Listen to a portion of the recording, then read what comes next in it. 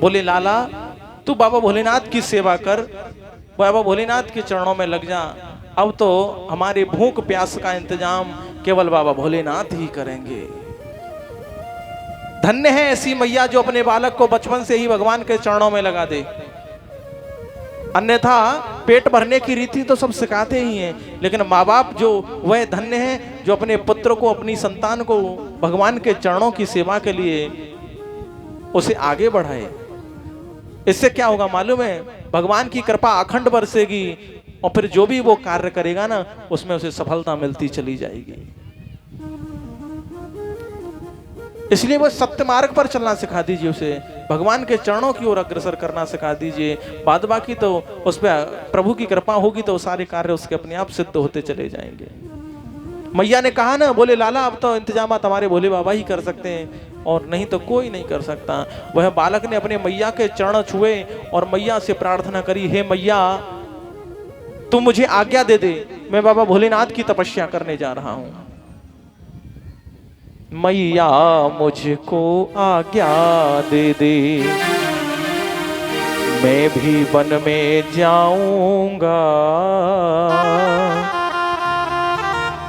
मैया मुझको आज्ञा दे दे, मैं भी वन को जाऊंगा। करूं तपस्या बाबा भोले की और उनके ही दर्शन पाऊंगा।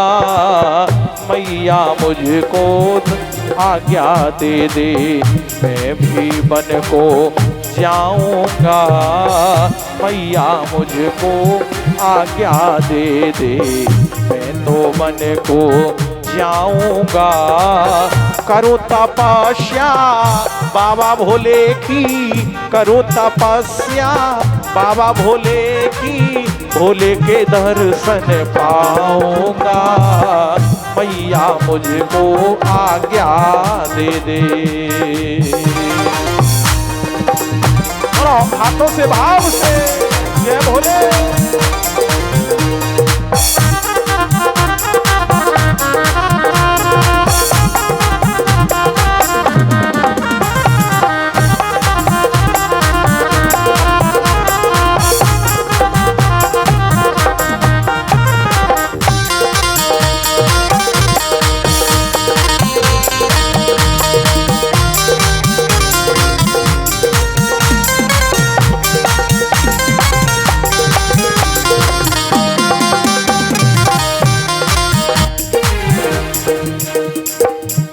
हे मैया मुझको आज्ञा दो, मैं वन में जाकर बाबा भोलेनाथ की तपस्या करूं।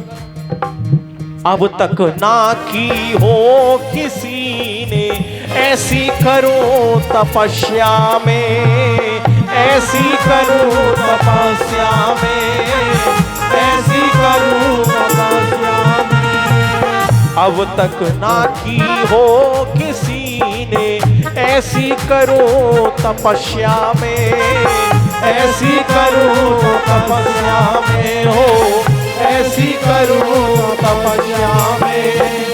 कसम है तेरी मैया मुझको, कसम है तेरी मैया मुझको, दूर करूं हर समस्या में, दूर करूं हर समस्या में हो, दूर करूं हर समस्या में हो। इतने कष्ट सहे तुमने माता, इतने कष्ट सहे तुमने माता, सारे कष्ट मिटाऊंगा। मैया मुझको आज्ञा दे दो, मैं भी वन को जाऊंगा। करूं तपस्या बाबा भोले की, करूं तपस्या बाबा भोले की, बाबा के दर्शन पाऊंगा। मैया मुझको जय हो।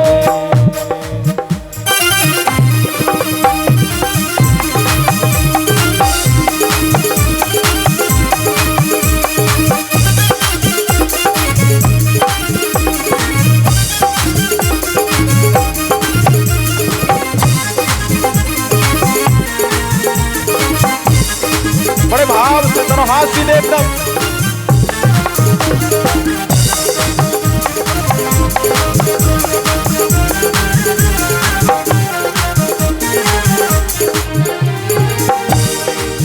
सुर नर मुनि जन जिन चरणों में निश दिन ध्यान लगाते हैं, निश दिन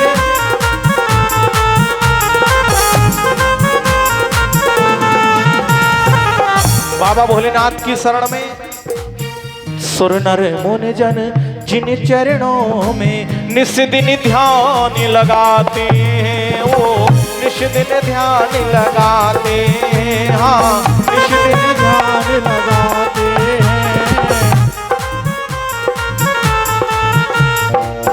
जो भी शरण में इनकी आता, जो भी शरण में इनकी आवे मन इच्छित फल पाते हैं, वो मन इच्छित फल पाते हैं, वो मन इच्छित फल पाते हैं।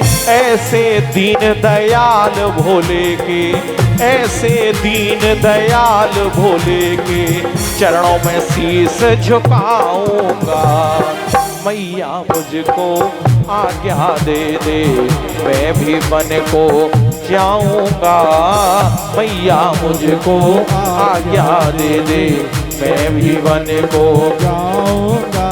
सो करूँ तपस्या कठिन बनी में, करूँ तपस्या बाबा भोले की, शिव के दर्शन पाऊंगा। मैया मुझको आज्ञा दे दे, मैं भी मन को जाऊंगा। मैया मुझको आज्ञा दे दे, मैं भी मन को जाऊंगा।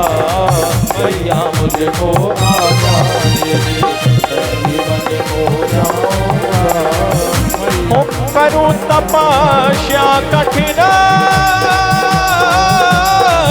बनी में, बाबा भोले के दर्शन पाऊं।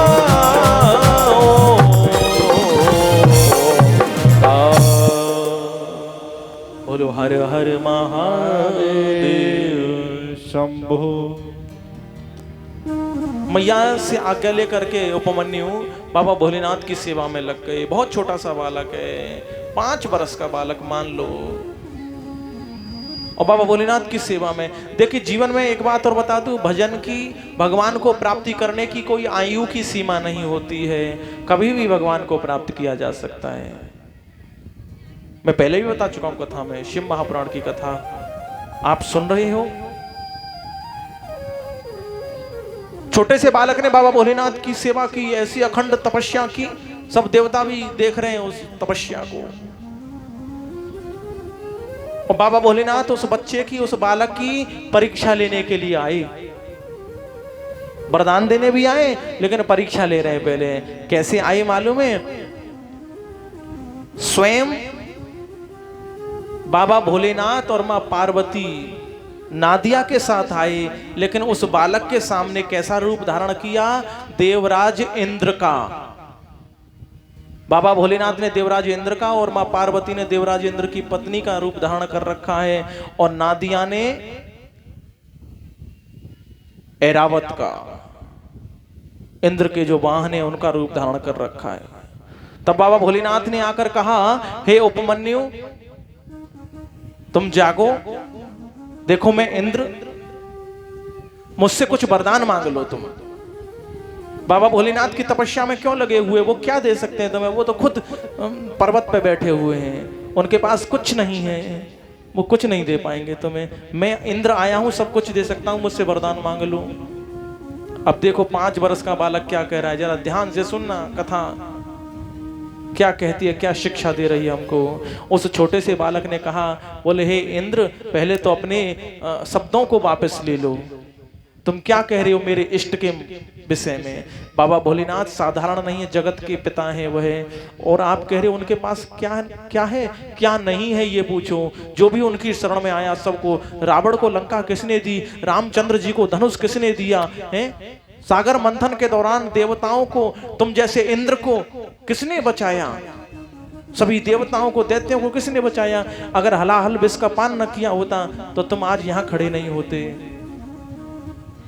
बाबा भोलेनाथ तो परीक्षा ले रहे हैं उस छोटे से बालक की। देखता हूं ऐसा है कि लालच में आकर मेरे ही इंद्र के ही रूप को मान ले। लेकिन उपमन्यु ने क्या कहा, बोले सुनो इंद्र, तुम यहां से लौट जाओ, मैं तो केवल बाबा भोलेनाथ की सेवा कर रहा हूं, और वो आएंगे तो बढ़िया और ना आएंगे तो बढ़िया, मेरे तो इष्ट वही हैं, मैं उनके सिवा किसी और से प्रेम नहीं कर सकता। ये तो कलयुगी ही जीव है, कलयुगी प्राणी है, ऐसा तो केवल धन का लालची है। कलयुग का प्राणी कैसा है? धन का लालची। कैसा धन को लालची? ला भोले बाबा की सेवा में लग जाए, और भोले बाबा के यहाँ कोई काम ना बनो दरबार में तो ला राम जी ले लियो, और राम जी की सेवा कर रहे हो और कोई काम ना बनो, एक काम ना बनो, बोले छोड़ो इन्हें, बिहारी जी की चलो में चलो, बिहारी जी इतने बनो तो बालाजी चलो, बालाजी इतने बनो, मां चलो अब खाटू श्याम, हाय खाटू श्याम, हाय खाटू श्याम। मतलब एक देवता से पार नहीं पड़ रही है ना। अब ये तो हो नहीं सकता कि आप चाहो वो तुरंत मिले आपको, ऐसा तो नहीं है। क्या इसीलिए केवल देवताओं की पूजा करते हो? चाहना के लिए, मांगने के लिए? पूजा का अर्थ ये थोड़ी है कि आप मांगिए, नहीं, मांगना नहीं होता है। मांगना तो फिर मजदूरी करो, मजदूरी आप करोगे तो आपको मिल जाएगी तनख्वाह, लेकिन यहां मजदूरी थोड़ी है, ये तो प्रेम है, ये तो भाव है, ये तो समर्पण है भगवान के लिए, फिर उसमें आप मांगना रख दो। लेकिन सत्य बात तो यह है कि कलयुगी जीव भक्ति भाव तो 100 में से 20% या 10% ही करते हैं, अन्यथा 90% तो सब मंदिर जाते ही इसलिए कि कुछ मिल जाए, कुछ मांगने के लिए जाते हैं। एक जल का लोटा चढ़ाएंगे और एक जल के लोटा में 10, 20, 50 हजार रुपये मांगे लेंगे, बोले प्रभु न्यो है जाए कि जे है जाए हैं?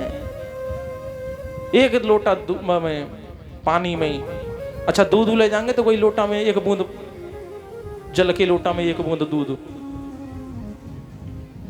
और हम सब कछु मांगे लेंगे, और ना मिल लो तो तुरंत देवता चेंज कर लेंगे। जाते ना जाते काम बन जाए, जाते ना तो जाते बन जाए, जाते ना तो जाते बन जाए। वाह क्या कहने साहब, देवताओं में भी लोभ ढूंढ रहे हो तुम, पूजा नहीं कर रहे, अपना काम बनाना चाहते हो। वाह क्या मनुष्य खोपड़ी पाई है।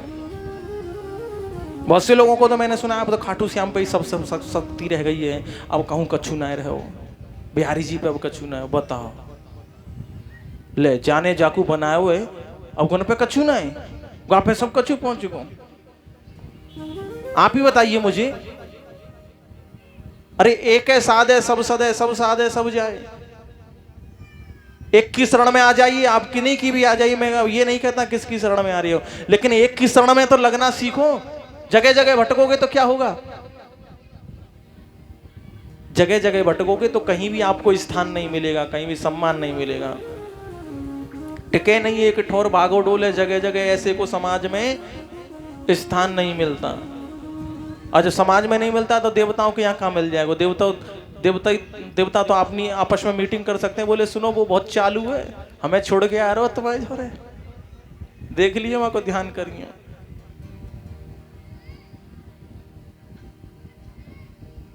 ये कोई दुकान थोड़ी है सब, वह दुकान है छोड़ के वहां पे पहुंच जाओगे, सब वह छोड़ के आए, लाओ सस्ता दे दो सामान। ये तो देवता है साहब, यहां चालाकी नहीं चलेगी। आप बताइए, बिहारी जी ने ही तो खाटू श्याम को बनाया है, वह तो एक बर्बरीक था।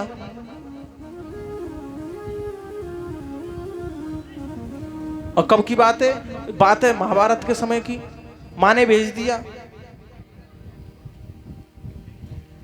कि जाओ युद्ध में जाओ। मां ने पूछा किसके तरफ से लड़ेगा? बोले जो हारेगा उसका सहारा बन जाऊंगा बस। 3 बाण थे, बिहारी जी पहुंच गए। बोले हाँ भाई क्या कर सकता है? बोले परीक्षा ले लो। तो बिहारी जी ने परीक्षा ली। बोले एक बाण से इस पेड़ के पत्ते गिन दे सबरे। बोले गिन दूंगा। गिन दिए, एक पैर के नीचे बिहारी जी के, वहां पे आकर तीर रुक गया। तब बिहारी जी समझ गए, बोले हाँ शक्ति तो है इसके पास, कुछ कर सकता, वीर तो है। दान मांग लिया, बोले सिर का दान दे दे, शीश का दान दे दिया भगवान को। तब भगवान ने कहा आज से मैं तुझे अपना नाम दे देता हूं, जो भी तेरी पूजा करेगा तो चलो उसका भी कल्याण हो जाएगा। लेकिन इसका मतलब ये थोड़ी है कि बिहारी जी पे अब कछु ना रहो।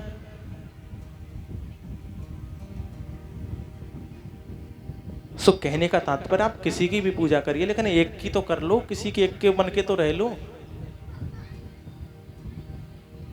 और जिस दिन एक के बन के रहने लग जाओगे उस दिन आपका सब आनंद ही आनंद हो जाएगा।